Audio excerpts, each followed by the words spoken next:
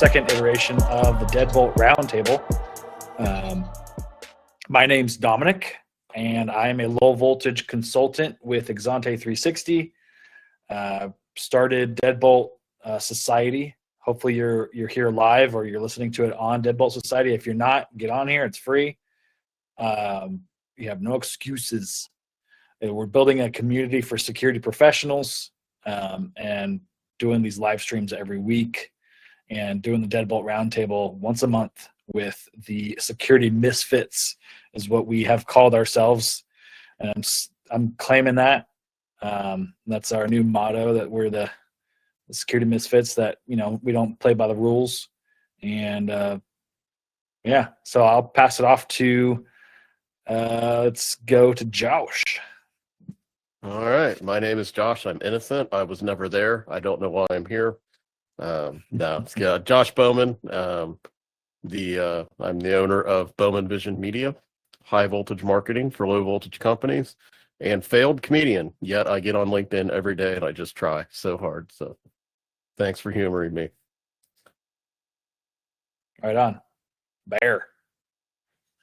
Yeah, my name is Bear. I'm with the Security Today podcast. I'm a security engineer, and I've been in the industry for 12 or 13 years. And so I come from the field, so I'm a little bit of a misfit in some circles because of that.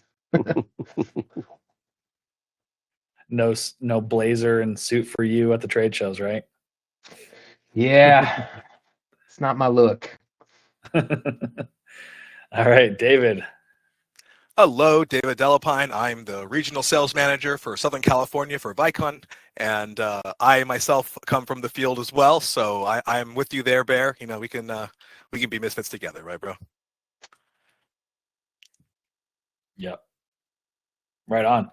Well, to start things off, I thought, because we kind of touched a little bit at the last Deadbolt Roundtable, teased Bear's TikTok webinar. That's pretty fancy. So I figured, I like it. webinar. I figured we can circle back. I'm using big fancy political words, and see how that went. I was trying to listen to it live, and then, you know, I was in the car with my kids and somebody started, you know, using foul language. So I was like, I can't listen to this anymore. So I had to listen to the recording, but it was good. I thought it was very well put together. Bear, what was your feedback doing that webinar? It's gotten some views. I think that I was trying to check it, but my computer's running slow.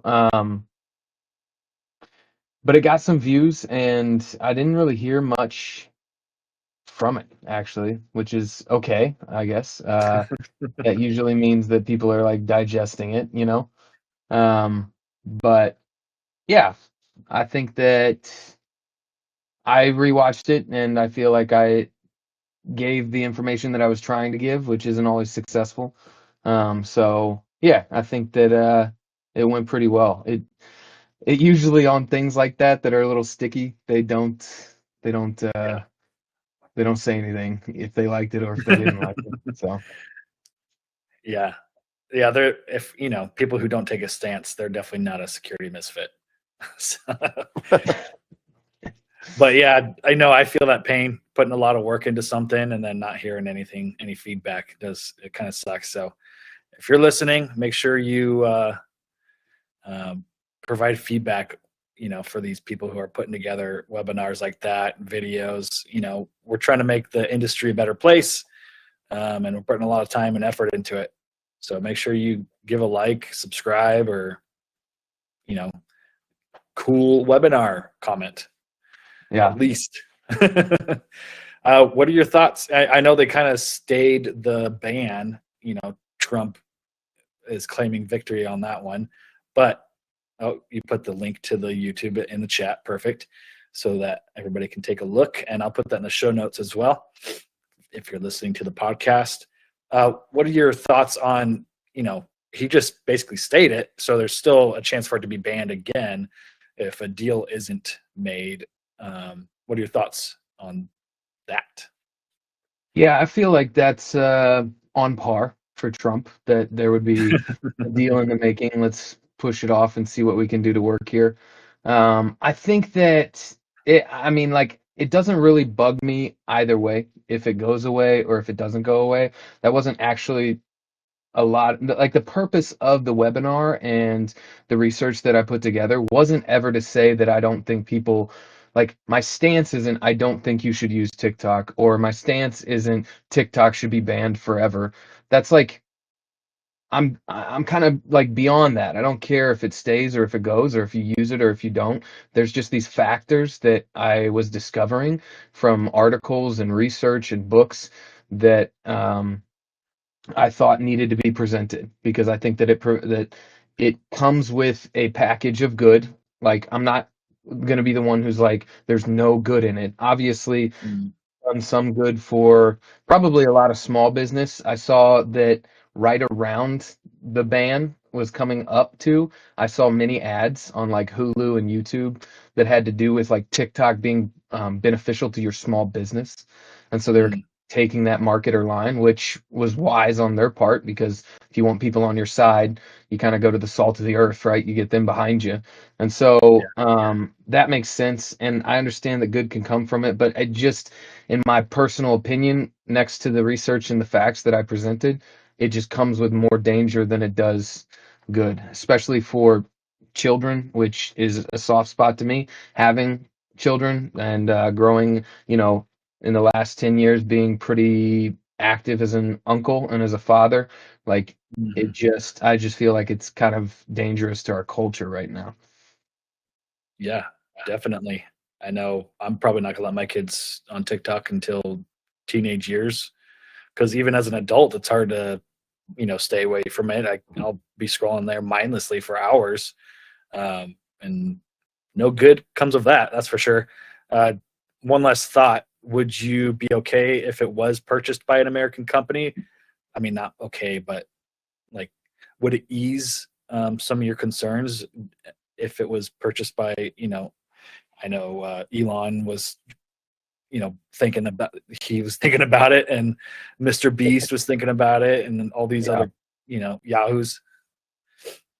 Yeah, I think that Elon's thinking about buying every big thing, but that he can get his hands on. But so if it was purchased by an American company and housed on, American servers, that kind of, I guess that maybe then drops it to the line of like Instagram or of Facebook or these other social media platforms that are also dominant and also come with the dangers that I presented. Because some of the feedback that Mhm. I did get from the webinar was like, well, yeah, but these points are, Instagram's problem too, and I see you on Instagram all the time.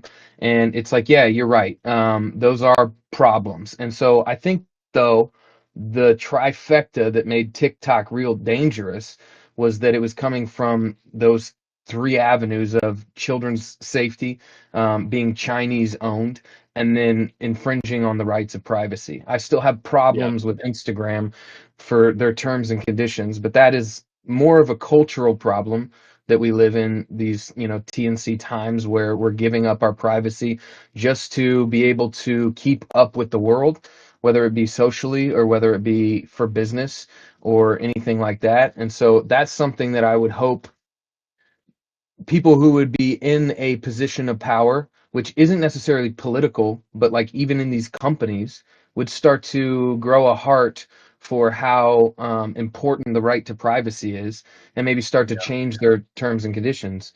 Or from a children's safety aspect, I think that everybody across the board, from politicians to the people who are running these companies to us in the security industry, should be vying for that hard enough that that safeguards would be put in place to mitigate a lot of it, which I think would Yeah. actually not be as hard or complex as it sounds right off the bat. Not that it wouldn't be easy, but that we could come together as a culture, even as the citizens using it, to kind of push to that. And that's kind of the security aspect that drove some of the passion to create that, some of the passion to put that together. Like, it seemed kind of off script for Security Today podcast, who's you know, talking to the people that you've had on, like Vinny or like Lindsey Martin, you know, and stuff like that. But it's actually not that it kind of runs parallel. It's not that wild of a goose chase to get into the security aspects that TikTok was kind of infringing on. So Yeah. Well, that's good.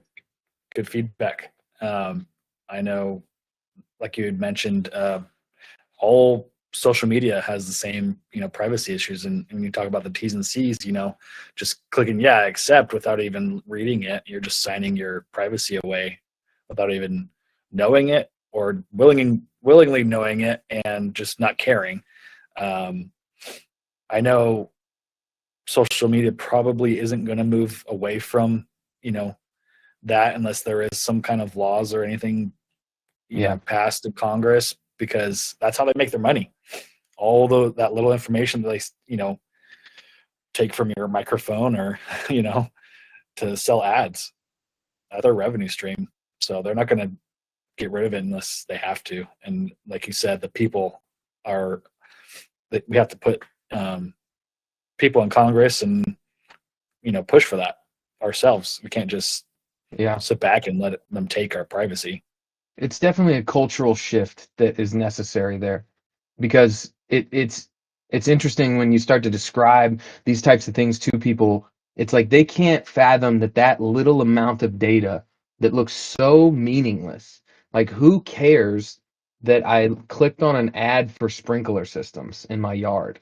Like, who cares? But it's like, so it's hard for them to fathom that little piece of data is now compounded in a way all throughout your day, all throughout your life, that can rake money off of that, and not just small amounts, like massive amounts of money. It's crazy. Yeah. Yep. All right. Well, I think we talked about TikTok enough. But no, that's good feedback. Some people might say, why are we talking about TikTok? And it's supposed to be security, but I think it kind of goes hand in hand. There's, personal security, cybersecurity. There's a cybersecurity aspect to that for sure. Yeah. I think with all of it, TikTok, I thought your webinar was fantastic. I mean, you put, Thank you. As someone who doesn't actually agree with you, I think you did a tremendous job. I think you made your point really well. I think it was super well educated. I think it was high quality. And I think that over time, I think you're going to stack views on that. I think more and more people are going to come to that and find that. And, I don't want to belabor the point. I've made so many TikTok jokes, but I just do want to say, like, there's another side to the coin. And I think that will probably be the debate that has to be had. And it's not just about whether it's an American company or a foreign, what do we call them, frenemy or adversary or friend or whatever that has the data. When I was a kid, if you wanted to have a Super Bowl sized audience, you had to have $100 million for that 30-second spot by the time you produced it, by the time you paid the fee, and you had to be only one of the big boys on the block. I mean, you had to be a massive Fortune 50 company or bigger to be able to do that. And where that data is used, I think, is sometimes we think about the data and just the fact that the social media company is making money, but we forget that, when I help an integrator find new customers, in their region and get them in front of people who might be interested in purchasing their security services, I can give them a Super Bowl sized audience it will still cost some money, but it is highly achievable. So, small business, really any business can benefit from that data. And that's really, it's not a nefarious goal that led to all of this loss of privacy. It was just the fact that we have turned advertising into a science. So if you have the right content, if you have a good message, and who your customer, who your audience is, for a fraction of what it used to cost, any business, the local flower shop, the new locksmith shop that Bear's going to get started here soon, or his auto key, we can get that in front of customers and be highly effective and really help small businesses grow and security businesses grow, for example. So Yeah. it's not just the big bad corporations that benefit from that. And I feel like, I have been on an evolution where, you laugh about Trump a little bit. Trump was the first one to ban TikTok back in, I think it was 2018 or 2019, and that was overturned. So it's a bit of a political football. Somebody tries to ban it, and then somebody else tries to be the hero. But Right. in any case, I mean, I think we lose sight of the fact sometimes that there is some benefit, and I think it's just trying to help people to understand how they can harness, that data and try to do good things with it. And I will tell you that younger people coming up have zero expectation of privacy. So part of me wonders, as the younger generations come up, it isn't going to be so much that there's a big fight in Congress or whatever to protect privacy. I think that might be going away. I think people understand. I mean, think about what we do, because if you talk to my grandfather, if he was still around, he'd be really upset that everywhere he went, he was on camera. He would not like that at all. And he would say, well, he'd probably quote Ben Franklin and he'd butcher it, but he would talk about, the fact that, if you choose security over freedom, you'll have neither. And Yeah. but in reality, I think we've all come to understand that. Like, I understand when I'm driving my sports car that if I'm in town, I'm going to be on camera and I'm not going to get away with what I used to get away with. And I think there's some discouragement for crime, that we can see when they know that they're under heavy surveillance. And I think that this is maybe the next extension of that, where in the past I was always super appalled with social media, and I used to really follow everything that Tristan Harris did, which I don't know if you really mentioned him in your report, but he kind of started that. It wasn't the "Don't Be Evil," but like the, I can't remember what it was called. It was just like focusing on, protecting the privacy and the health of the end user. And he started that whole initiative at Google. And was eventually, he was eventually told, be quiet. There was a really good, it's kind of a weird documentary. It's kind of like half skit, half documentary. It was on Netflix. It was called The Social Dilemma. And I actually made my kids, I did the most boomer dad thing ever. And I sat there and I kept yelling at my family, even my wife. And I'm like, no, did you see what just happened? They started a civil war. They started a civil war with this app. And I'd go back and I'd rewind it. And I'm like, put your phones down. And I was very upset about all that. And I think as I've started to understand the benefit that you can get from that data being harvested, and understanding now that I think the same way that we're comfortable being on camera everywhere we go, and we understand that there's a positive or negative, I think what kids are really doing is they've adjusted, and they kind of understand there's certain kinds of data that I just don't want to put into my device, because they expect someone to see it.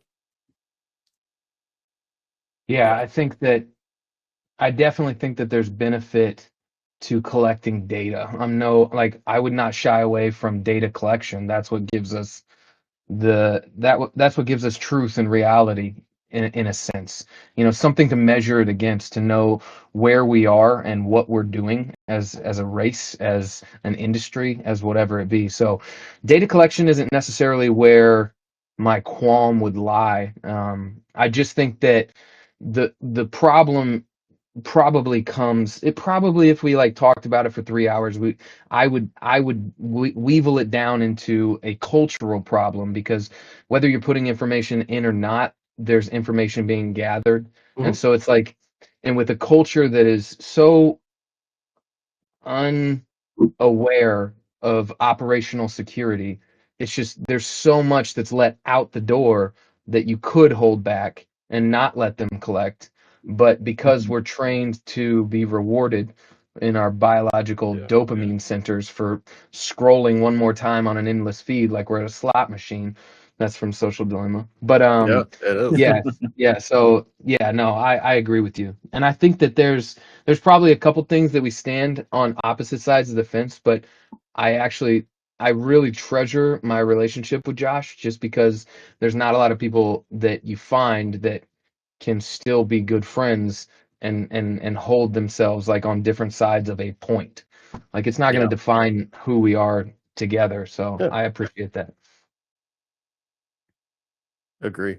I also have hair now. So I mean, who could Yeah, say that no to helps. me with That this helps. hair? Is that an attack? No, I don't know. If I looked Only good trust bald the people with way you hair. do, I'd do it. I'd be there. Yes, David, your head shape is very nice. Thank you much. All right, we're gonna switch gears a little bit. I want to get in this stream talking about John Pauly's article from Security Business Magazine. He posted an article about Vicon and how they're making a comeback with their new Next series line. I am going to paste the article in the chat and the show notes for those listening on the podcast. And we have David here who works for Vicon, so I thought it would be perfect if he did a little spiel about why is the next line in John's opinion, the next iteration of the future of cameras. Well, thank you, Dominic. That was a very nice tee up. So, I love John's article. I've read it a few times now because there's just some of the ways he states things. I'm like, I got to bring that into my meetings more. He's very some very poignant clips there. But why is Next different? Why did I come to Vicon?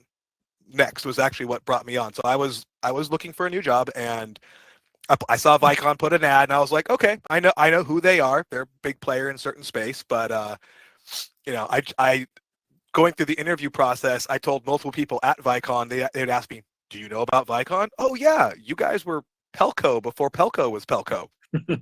A little tongue-in-cheek, backhanded jab, right? And I was like, okay, why are you hiring? And I found out there actually was an expansion. It wasn't a replacement. And then they showed me the camera, and I just stopped it after the meeting. I was like, this is great. Now I see what's the drive. So what is Next? It's a modular camera sensor system. Say that 5 times fast. So basically modular, right? So and same as like compare it to Legos. You have 2 components, like the base and the network hub, that are going to be the same no matter what you do, and that forms the base, for lack of a better term, of whatever you're going to put, whether it's a single sensor, duo, trio, or quad, all with that same infrastructure, the one network drop. And it's modular, meaning you can change it later. So if you start with one camera today, but they want to get a better field of view, you don't have to run another cable or install a switch or a splitter and add on. You just take out the sensor, change the fixture, which is like a collar on the camera, and then put the two of the duo up. So that's one great thing. Sorry, go ahead, Don. No, I was going to say, yeah, if you guys haven't seen it, you should look it up and watch the video. They have a lot of cool videos showing how it all works. So is the Ethernet cable plugged into the hub, like the base part of it? Mm-hmm. So that way that's what mounts to the wall or ceiling or a wall mount arm or whatever. And then you just unhook the camera, pull it off, and put a new camera on there.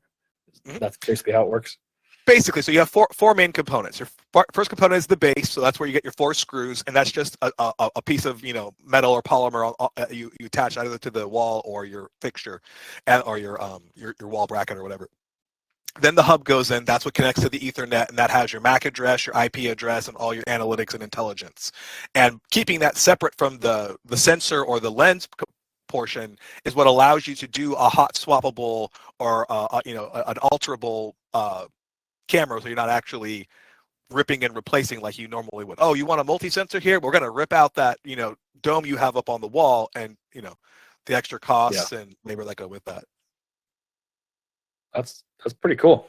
I think what John was trying to get at, as far as this being a game changer, is one, being able to switch out a single lens camera for a 4 lens camera easily, and that kind of limits the ladder time for the technician. But what I also think is cool is you can have a low level tech that doesn't get paid as much, but is still reasonable to go out there, pull the cable, install those mounts, right? And then you got somebody else you trust a little bit more to go and put on all the cameras. So you can kind of like divvy up your labor rates a little bit on this one, to where you're not putting one guy on it. And then what's also cool is these cameras have PTRZ, pan, tilt, rotate, and zoom function. So you can, did my camera go away? All right. But we can, in that case, oh man, everybody's dropping. What's happening? I don't know. TikTok's revenge. Pushing a lot of buttons. Talking about TikTok. You're like Homer Simpson. You're spitting all the buttons. Lost my train of thought. Okay, so no, the PTRZ. So you can have somebody install that camera, but then your programmer, the guy you pay a lot more money, is sitting at the office, aiming, focusing, and making sure the camera view looks good. Mm-hmm. So that's pretty cool. Any other feedback you got? Yeah, I mean, what you mentioned right there is a game changer. I know Bear can attest to this too, having been in the field. So before coming to the manufacturing side, I spent 12 years on integration, and every time we installed cameras, it was pretty much the same. One guy on the ladder, one guy at the head end, if you're going to do your field of view then, or you got the guy on the ladder with the spot monitor or his laptop. And I know we've all known someone who's dropped the laptop or dropped the spot monitor, and that's an expensive oopsie. And then also, like you said, keeping the ladder time, down. So this is the camera that we ask people when we do the presentation, how long do you estimate a camera takes? And just on the call, does anyone have like a general rule of thumb they would say for installing a camera, not the cable pull? Bear? I would say, oh yeah, go ahead, Bear. You're muted.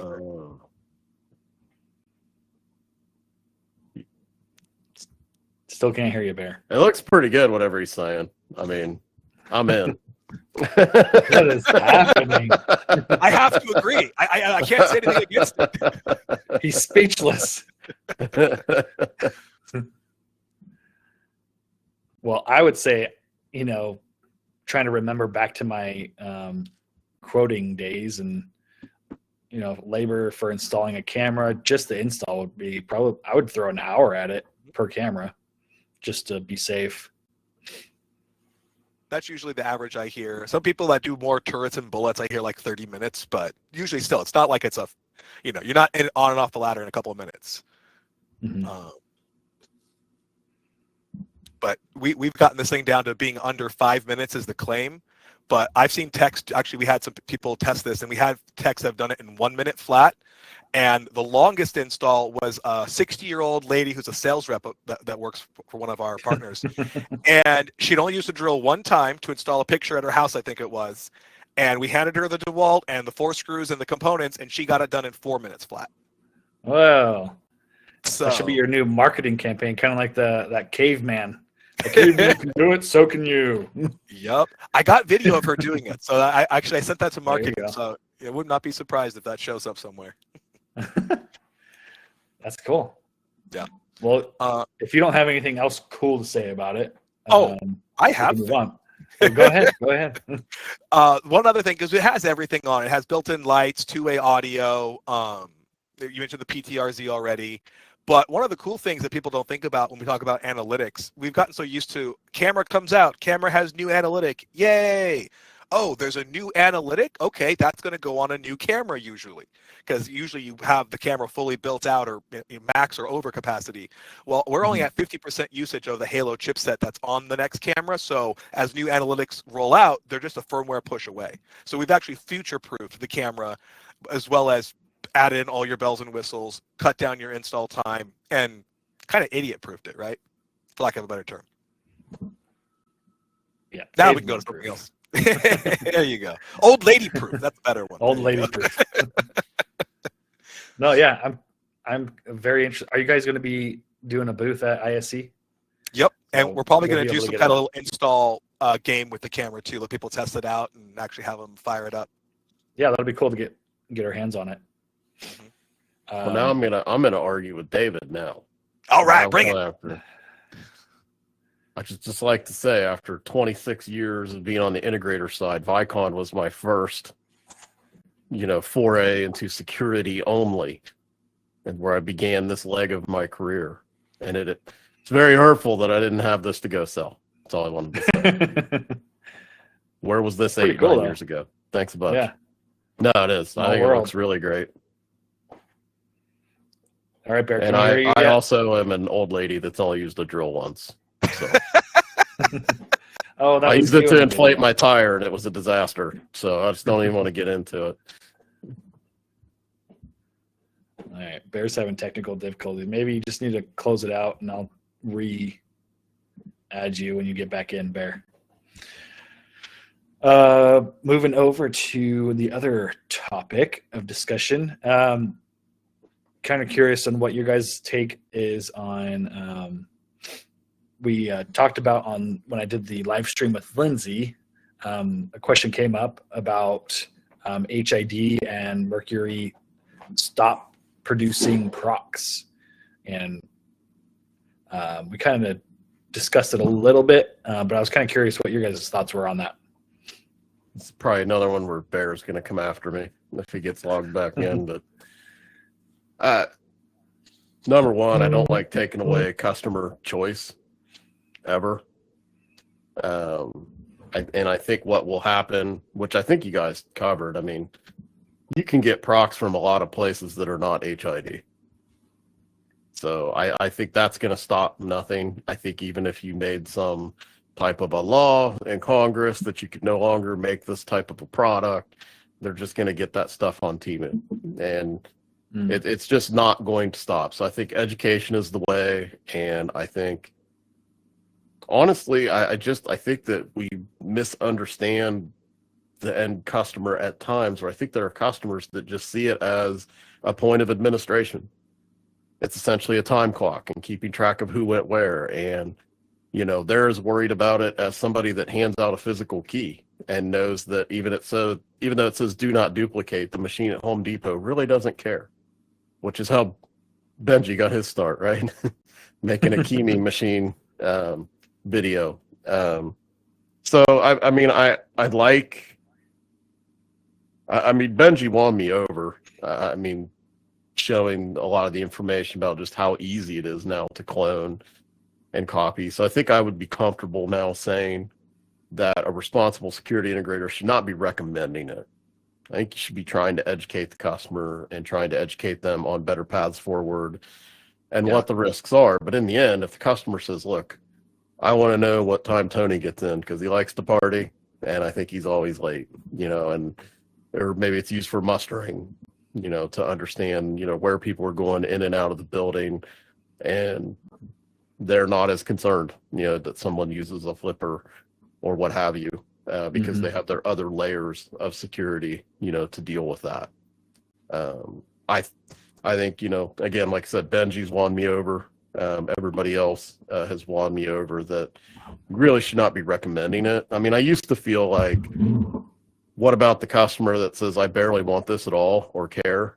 And so how about I just use a physical key, bite me? You know, are we going to just push them further back into the Stone Ages? Like, at least they're doing something electronic. I mean, it's better than nothing. I mean, I think I've been won over to the fact that, okay, it's really not a good idea, you know, for any customer. But at the same time, I think our job is to educate and persuade and inform. And if the customer comes back and says, I don't give a hoot, it's their building. And I think somebody mentioned something about a waiver.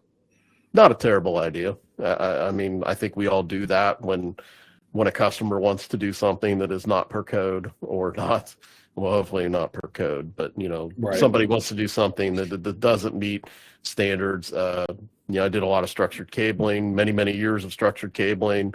There would always be that one drop out in the warehouse for a phone. Excuse me, it's like 350 feet. You're like, it might work, it might not. It's not the best thing to do, but I get it. You don't want to put a telecommunications enclosure out there and spend $1,200, you know, just for that phone.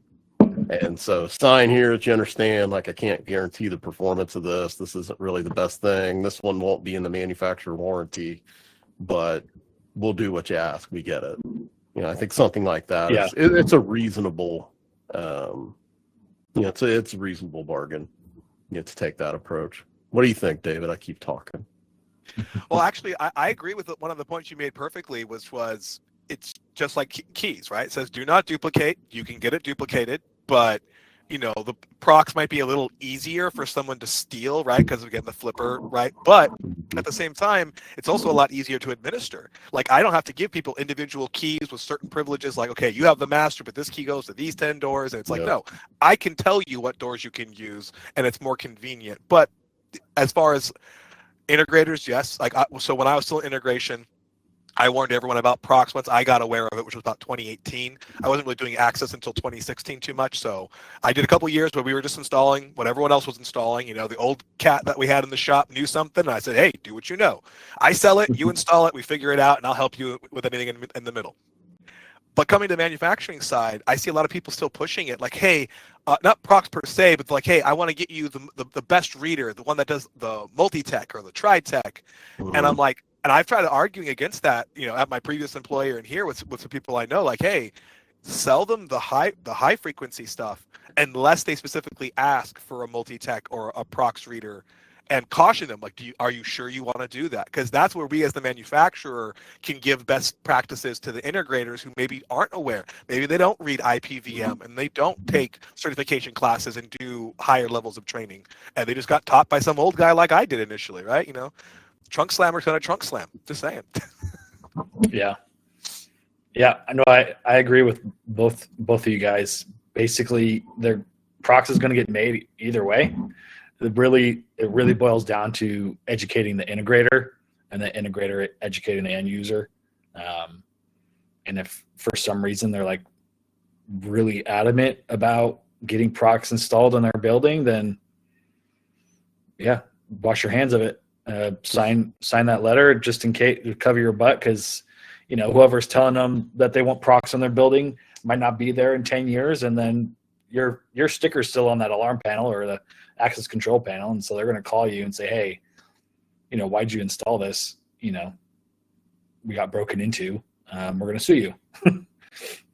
So yeah, and I mean, on that note, you got to remember too that the only thing cheaper and easier than a flipper is a brick. So right. If we get too fixated on just the door technology, let's remember that that's probably the low percentage where people get into a building illegally anyway. So, I think regardless of what way you go, I mean, the layers of security are always very important, and also just understanding what the customer wants. Again, some customers want a point of administration. They don't feel the need to be Fort Knox. They just want to be notified if something's happened or to have evidence that something's happened. Others need something more. If you're a school, if you're a bank, if you're, certain types of government facility, houses of worship, sadly, have become a bigger target. I mean, there's, depending on the business or the organization and their needs, dictates how far we need to go and, how strong those layers need to be. Yeah, no, you bring up a good point about Windows too. I'm going to be bringing on a guest for one of our Deadbolt lives who does window hardening. It's something that, people don't think about. He kind of gears it towards schools, so ballistic, windows, but, every building that has windows on their ground floor should be putting at least a film on there to deter just somebody using a brick to get in. The gentleman you're bringing on is Tom Sizz, right, from Armored One? Yeah. Yep. So I met Tom last year. He's an awesome dude, and he literally brought the whole room to tears with some of the stories he's told. Wow. But you both hit the point on the head. We forget that we put 1,200-pound mag logs, or you put these fancy crash bars, and you do these studs, and this reinforce this and reinforce that. But you have glass at the end of the day. You're a brick or a boot away from someone gaining entry, and. Right. I remember a couple clients I had back in the day, they kept complaining, like, why do I keep broken into? I pay you for this alarm and this camera and this access control. And I'm like, you see your whole front shop? What do you see? Oh, it's pretty. Yeah, it's pretty. It's glass. You have all glass. If someone wants to break in, they're going to break in. If they know police response time is X and they have Y and they can get in and out in time, what's stopping them? Harden that glass. And we had a gun shop and range here in Columbus. In Powell, which is a nice area, and they did a lot of good security hardening, and they had the cages and all the windows, and they went to great lengths because they were already kind of, do you say under fire? It seems like I'm trying to make a joke when I say that, but they were really under fire. People in the neighborhood really just politically did not like them being there. They'd been there a long time, established business. But at the end of the day, some kids stole Ryder trucks, like the 20-foot moving truck, and they actually rammed it.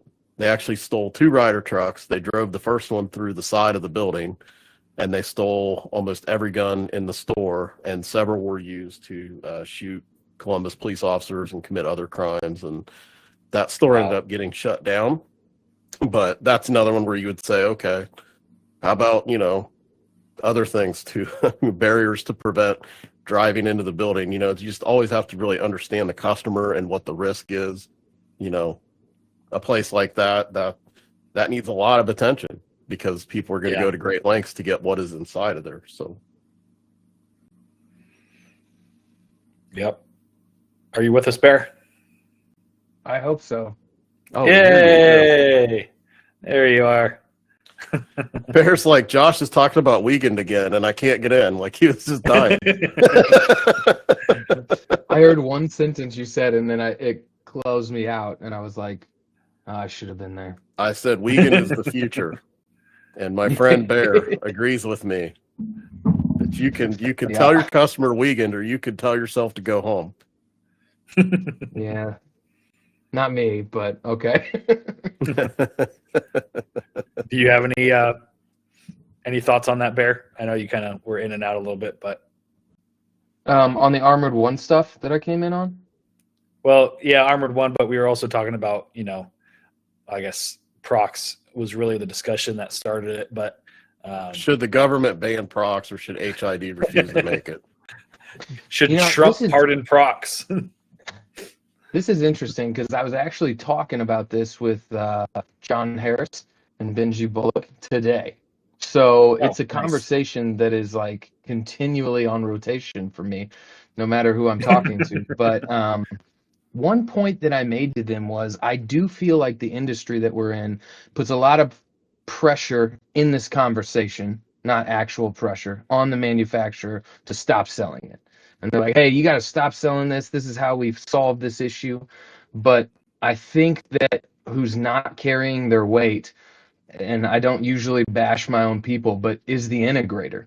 I think that the real solve to this problem, a lot of people are looking at like the proverbial mom and dad to just, cut it off. But the problem is that our integrators out there aren't educated enough to present this to the client and to say that, like, hey, over the life cycle of the security system, it's probably like $5 more a month that you're paying to not go Wiegand or Prox and to go with something like OSDP or some other protocol. Like I know Gallagher has HBus and stuff like that is encrypted, that is more secure, that can't be broken with, the 17-year-old's flipper.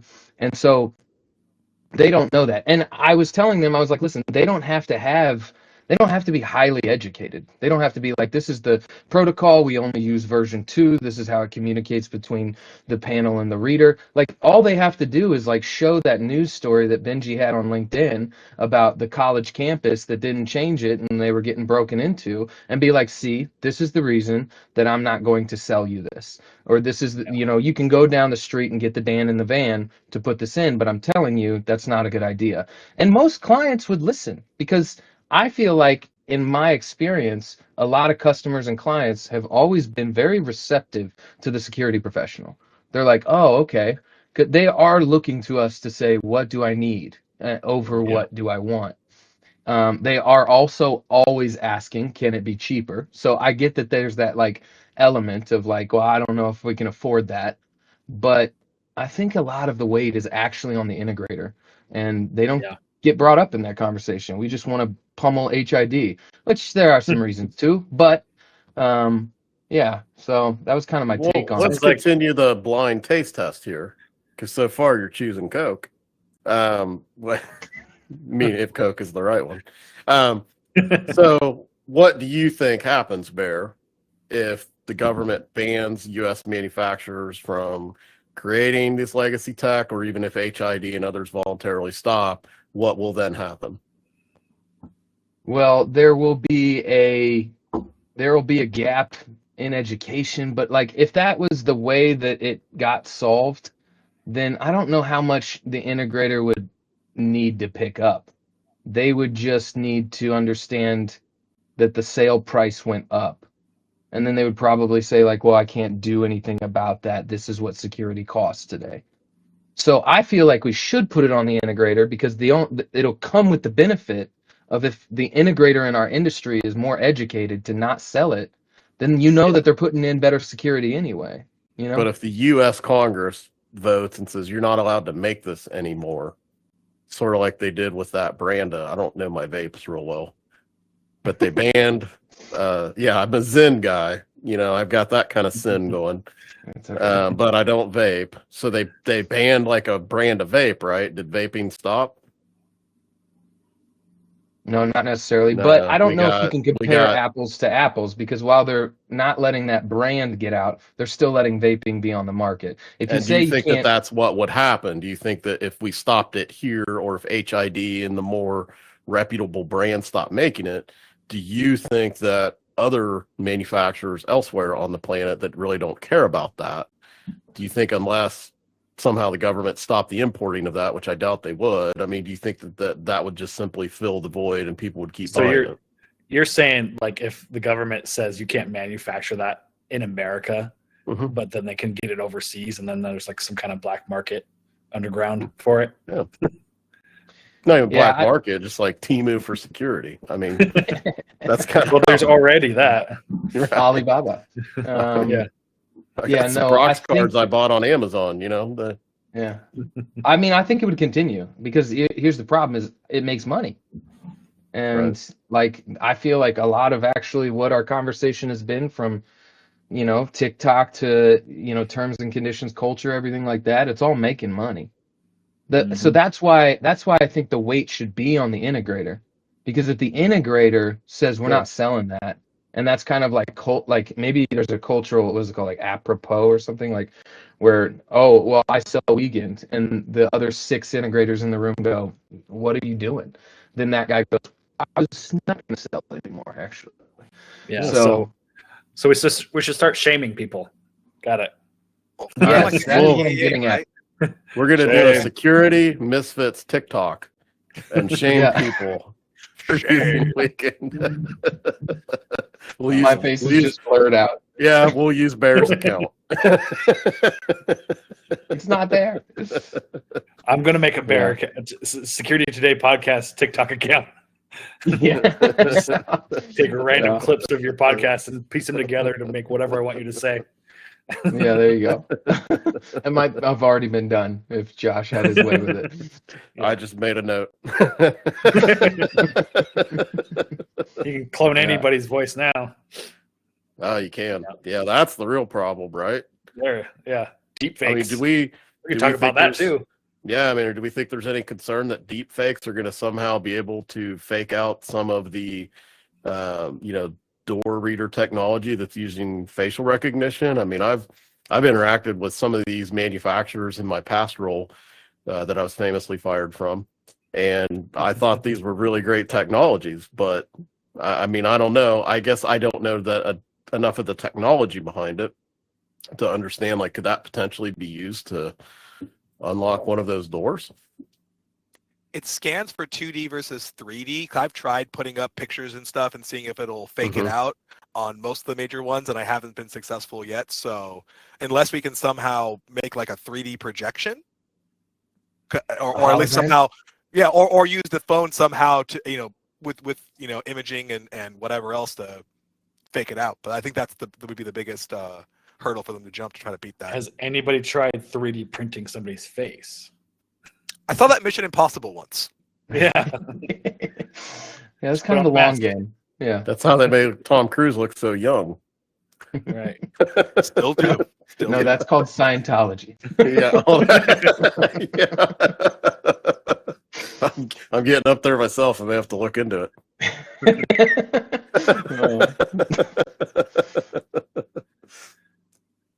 Well, I have we kind of wanted to talk a little bit about marketing. I had the live with Vinny yesterday. He did great. So do you. Yeah. Thanks. I appreciated everybody's input and questions. It really helped the conversation go longer. It seems like I keep providing all these topics and we blow through them in like the first 30 minutes. But anyways, that's a different topic. I was curious, Josh, our industry expert, what do you think we can do to attract the next generation of security professionals?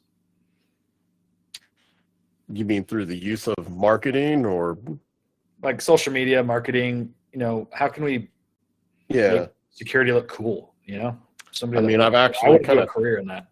Kind of touched on that with some of my own social media campaigns. I think it all goes kind of hand in hand. I think marketing can do a lot of things. Obviously, like we talked about, you can use social media and other avenues through digital marketing to, try and get new clients. But, I think if you look at a lot of these other industries, they are far more involved with marketing and getting in front of people and letting kids and other folks that are looking for their next career to even know that those jobs are out there.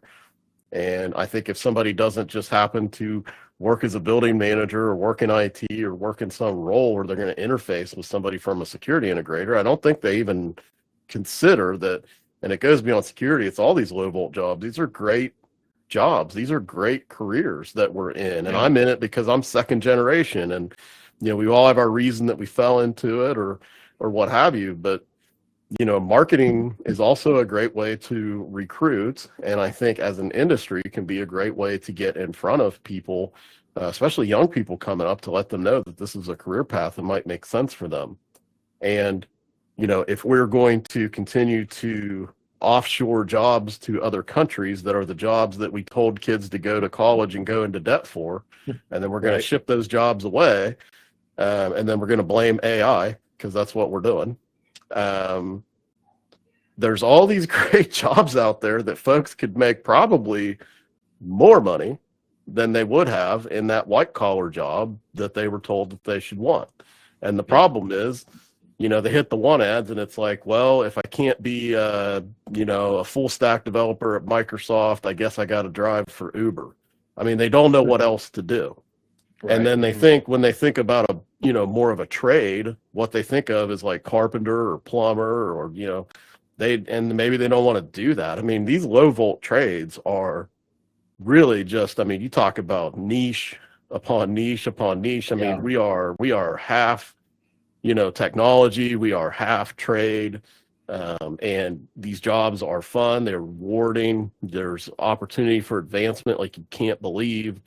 And again, these are in many markets, like here in Columbus especially, you're talking 6-figure potential, even for fiber splicers, installation technicians, project managers, honestly making more in this market here than the VP of sales jobs that people were discussing with me after Cumulax. So, it is great opportunity. And I think there are a lot of candidates out there that are trying to figure out what to do. They're running out of unemployment. They're not going to get that tech job back. They're not going to get that HR job back. They're not going to get, a lot of these things that we've offshored. It's not coming back. And there's great jobs out there and they don't know about it. So I think marketing and pushing that content out there helps people understand that this is a role that might make sense for them and might be interesting to them. And there's more than just blue overalls and yellow hard hat nonsense going on these construction sites. We're showing up with, $20,000 Fluke instruments to test data and fiber cabling and, all kinds of things that I think a lot of people that, they've been sitting behind a desk. These things are not as arduous as like pouring concrete. You know what I'm saying? And they don't understand that. They don't have that mental image of what low voltage jobs are or even understand that they exist. Yeah. So kind of how do we gear that kind of marketing message? So should we be kind of like having, videos of technicians and, hey, how much money do you make? Or, how do you attract somebody to, even know about this industry, how much, a typical paid technician is and the growth potential and the avenues? How do we even start with that kind of thing? What I'm starting to try to push to at least the integrator customers, especially, is the fact that, you know, the good side, now we're getting into the good side of the data collection. You know, we can choose demographics that have been affected in regions that have been affected where these businesses operate, and let's let them know the income potential. You know, let's advertise this. Let's talk about what the job looks like, what type of people are going to be a fit for this, which is almost anybody, and you know, the type of income that you can make and how far that you can advance. We can message that. And I think, you know, if somebody's sitting around and they're like trying to drive Uber and doing different, which is fine if you want to do that, but I mean, they're just out of ideas. They don't know what to do. And I think seeing an ad like that hit their feed in social media, it might just startle them and say, wait, what? There's a potential to make, you know, mid 100. And I could be doing that in a few years if I show up and I'm just willing to get on a ladder. But you know, again, it's not like crazy hard. Like I'm not trying to have to like haul 1,200 pound concrete blocks or anything. I mean, it's right. I think there's a whole group of people out there ready for something new and something better that would, you know, can be an influx into these trades, but we've got to message that. We need to be bold and we need to tell them, you know, what's the pay? What are these jobs? And, you know, a lot of these low volt organizations and all the busy markets, again, here in Columbus, nobody can hire enough. There's just not enough people to hire into these low volt trades. And yet there's 200,000 people sitting unemployed in this city that made really great money that are trying to figure out, am I ever going to make it again? Right? Here's a path for you. What do you We guys need to think advertise to them. What do you guys think about associations and, you know, other entities that can help spread the message and get into the education space and you know, get, you know, like you said, the people that are affected and also people that are coming into the job market aware They of? should be doing more of this. Are you referring to like the ASs of the industries? SIA, I think everybody should be. They could be doing a lot more as far as that goes, because I know they're getting a crap ton of money, and at least the meetings, the local meetings, should be advertising locally too. You know, you got to get outside the net. You know, you can't just advertise to the people that are already aware. Right. That's what I was trying to get at. These tools are there. Like, let's get out. Yeah, let's get outside the net. Let's go find them. There, it's not hard to do at all, and I just don't see anybody really doing it. So, you know, if SIA, everybody's listening, if you need help, you know, I got a business here, I can help you with that. But I think you people internally probably could do it. Like, just get out there, be bold, and tell people what there is. And I think we could have a whole new wave of people hit this industry, and I think that would be amazing. So what would, let's say, a chair or a vice chair of a local ASIS, like let's say what was on the call with us here, just saying, what would you advise them to do, or to give you a call and set up a consultation? Like, what would you say? Yeah, give me a call. I mean, especially for an industry organization, if you're just looking for a little bit of advice, I'm happy to offer. But, you know, there's tools on the various social platforms. I think Bear and I have even talked about this, or maybe I'm confusing you with Vinny, but I mean, you know, there's certain platforms like, no, that's a compliment, brother. We love Vinny. Yeah, I know. I love Vinny too. And I think he might be taller than me for all the, you know, the height jokes that he gets. I think he's probably towering over me. But, you know, Instagram is really big with that group.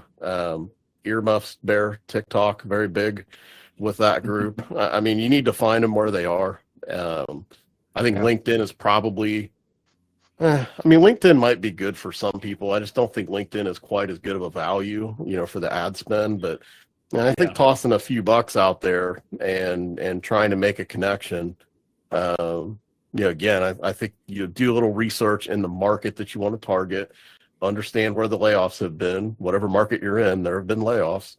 And let's find people in those demographics that have been affected and try to present to them this career path that they've probably never thought of. And it's just, you'd be surprised how inexpensive it is to advertise this way. I got a buddy that is in Arizona, and actually, oh look, I'm wearing his hat. So he's out, Cicadas out of Arizona. His name's Frankie Salyer, and he is well he has a lot of participation with the local schools in his area, and Mhm. he will go out and set up a table. And his main shtick is that he said he got a lot of people standing at the table when he showed them that they could terminate Cat 6 cable and make their own patch cables for their Xbox Yeah. to the wall, or however long they needed it. Yeah, it LAN was like party. he had lines backed up. So, but it's one thing that he does, and he does really well. And I think that that is an avenue that you Mhm. get a lot of these organizations like As Is, or SIA is, they push a lot of stuff too. But I think that we have to approach that new generation coming up, and it feels like, especially with As Is, because as a member, it feels like a lot of that stuff is parallel. I mean, they're talking to 30-year-olds and up. But Yeah. it's like we have to get into the 18-year-olds and be like, hey, just so you know, there is a path that you can take that looks like this. Yeah. And Frankie does an excellent job at that. And that's something that in the future, with the endeavors that I embark on, I would like to do, because I didn't have anybody tell me that. You know what I'm saying? Like, I fell into this idea of what a locksmith was, and then luckily found an online course that they mailed into me. But Mhm. I wish that at some sort of career thing, because I remember those, that they were standing around and you're looking at like GCs and stuff like that, and you can't understand what they're saying. I wish somebody was like, here, terminate this cable, and you can go home and plug it into your Xbox. It's going to work, and be like, wow, this is a job, Yeah. Yeah, I was gonna actually say something just like that. It's cool that you brought that up. It'd be cool if As Is did, they have events monthly, right? So Mhm. what if one of them was just a free community-wide invite? Hey, we're in the security industry. If you want to learn anything about security, and just having a free event, if you have pizza or whatever, people will show Yeah. up just for that. And then you got a captive audience to talk about security and a career path. We got another That'd be pretty hot cool. tip for you. Community management and community engagement are key in social media marketing.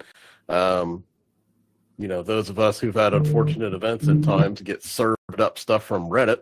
If you're if you have a Reddit account, so I get layoffs and, oh my God, where'd my job go, and all these kind of things every single day. I mean, there's thousands of people on Reddit trying to figure out, well, what's next? What should I do? This job isn't coming back.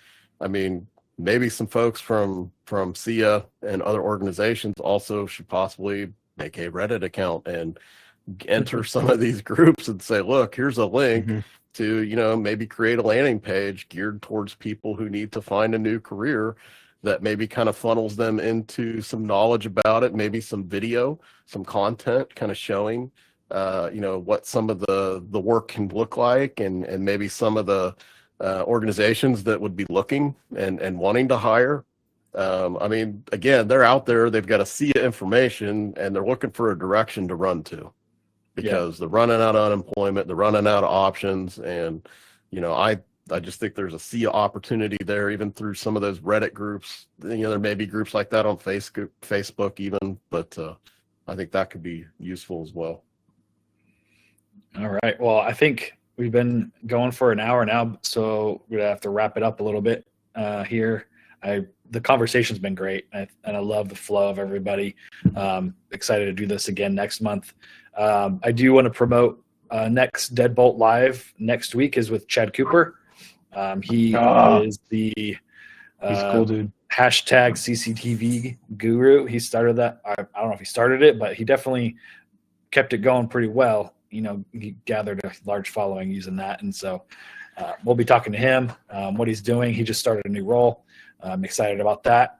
And again, With Lord Voldemort. Yes, we'll be talking about that. If you guys are listening to the podcast and you're not a member of Deadbolt Society, please, I'll put a link to for an invite to join. It's free.